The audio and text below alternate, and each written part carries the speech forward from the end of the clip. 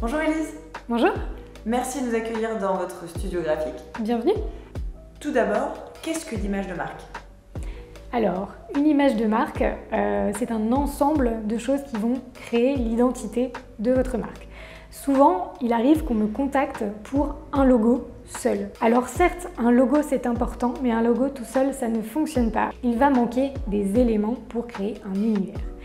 Ces éléments, ce sont des couleurs qui reflètent l'univers de votre marque, un ensemble de typographies, c'est-à-dire des polices de caractères que l'on va mélanger les unes avec les autres et combiner. Et il y aura des invariants graphiques, des illustrations, des éléments de fond, de matière. Tous ces éléments regroupés, ça forme une sorte de valise dans laquelle vous viendrez piocher plus tard et à chaque fois que vous allez créer un support pour votre entreprise.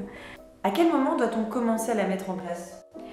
Alors, le meilleur moment pour mettre en place votre image de marque, c'est dès le départ. C'est-à-dire que l'image, ça caractérise qui vous êtes, qui est votre entreprise. Et donc, dès que vous allez commencer à communiquer sur Instagram, sur LinkedIn, sur votre site internet, sur des supports papier, dès le début de la communication, on va percevoir cette image sur vos supports.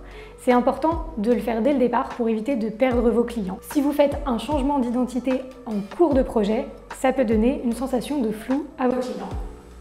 Et combien de temps ça dure une image de marque? Alors, une image de marque, c'est durable, mais c'est aussi évolutif.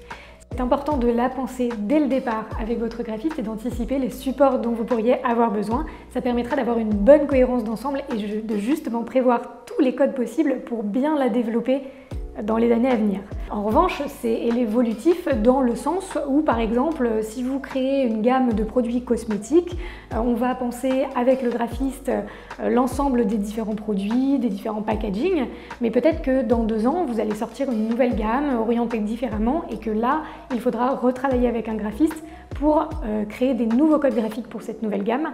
Néanmoins, ce sera beaucoup plus facile en ayant déjà bien créé l'image dès le départ et en ayant bien anticipé le projet.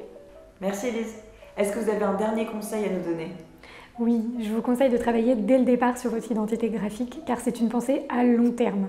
Ça va vous permettre d'économiser du temps mais aussi de l'argent parce que ça vous fera éviter de faire appel à un graphiste à chaque fois que vous avez besoin d'un nouveau support pour votre communication.